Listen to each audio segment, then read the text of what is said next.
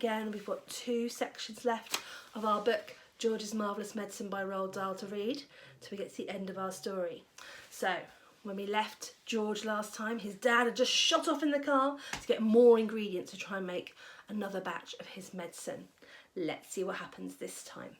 This chapter is called Marvellous Medicine number 3. "Here it is!" cried Mr. Killy Cranky, rushing into the kitchen. 1 carton of flea powder for dogs and 1 tin of shoe polish.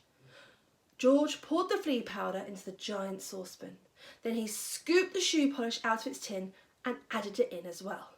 "Stir it up, George," shouted Mr. Cranky. "Give it another boil. We've got it this time. I'll bet we've got it." After Marvellous Medicine number 3 had been boiled and stirred, George took a cupful of it out into the yard to try it on another chicken. Mr. Cranky ran after him, flapping his arms and hopping about with excitement. "Come and watch this one," he called out to Mrs. Cranky. "Come and watch us turning an ordinary chicken into a lovely great big one that lays eggs as large as footballs." "I hope you do better than last time," said Mrs. Cranky, following them out. "Come on, chicken," said George, holding out a spoonful of medicine number 3. "Good chicken. Chick, chick, chick, chick, chick, chick, chick, chick, chick. Have some of this lovely medicine." A magnificent black cockerel with a scarlet comb came stepping over. The cockerel looked at the spoon and went, "Peck." "Cock-a-doodle-doo!" squawked the cockerel, shooting up into the air and then coming down again. "Watch him now," cried Mr. Cranky. "Watch him grow. Any moment he's going to start getting bigger and bigger." Mr. Killy Cranky, Mrs. Cranky and little George stood in the yard staring at the black cockerel. The cockerel stood quite still. It looked as though it had a headache. "What's happening to its neck?" Mrs. Cranky said. "It's getting longer," said George. "I'll say it's getting longer," Mrs. Cranky said. Mr. Cranky, for once, said nothing. "Last time it was legs," said Mrs. Cranky. "Now it's the neck. Who wants a chicken with a long neck? You can't eat a chicken's neck."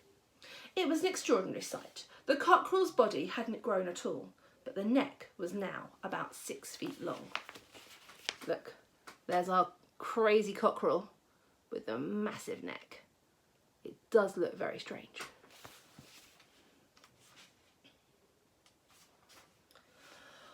"All right, George," Mr. Cranky said. "What else have you forgotten?" "I don't know," George said. "Oh, yes, you do," Mr. Cranky said. "Come on, boy, think. There's probably just one vital thing missing, and you've got to remember it." "I put in some engine oil from the garage," George said. "Did you have that on your list?" "Eureka!" said Mr. Cranky. "That's the answer. How much did you put in?" "Half a pint," George said. Mr. Cranky ran to the garage and found another half of oil. "And some antifreeze," George called after him. "I sloshed in a bit of antifreeze." Marvellous Medicine number 4. Back in the kitchen once again, George and Mr. Cranky, watching him anxiously, tipped half a pint of engine oil and some antifreeze into the giant saucepan. "Boil it up again," cried Mr. Cranky. "Boil it and stir it." George boiled it and stirred it. "You'll never get it right," said Mrs. Cranky. "Don't forget, you have to put exactly the same things, and you've got to put in exactly the same amounts of those things. And how can you possibly do that?" "You keep out of this," cried Mr. Cranky. "We're doing fine. We've got it this time. You see if we haven't." This was George's Marvellous Medicine number 4. And when it had boiled for a couple of minutes, George once again carried a cupful of it into the yard. Mr. Cranky ran after him. Mrs. Cranky followed more slowly.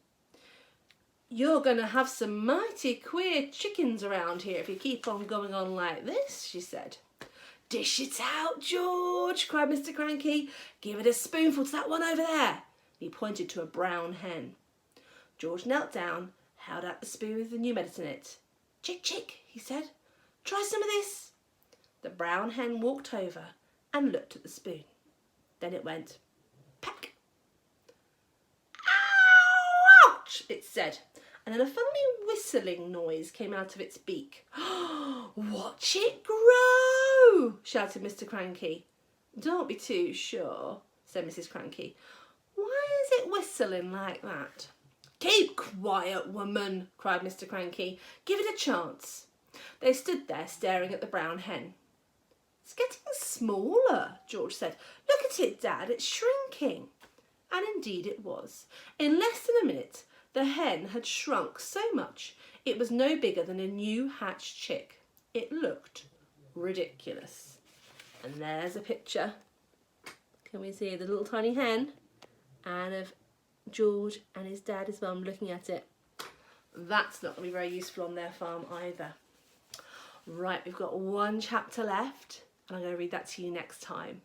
So take care and I'll see you soon for the last chapter in our story. Take care. Bye bye.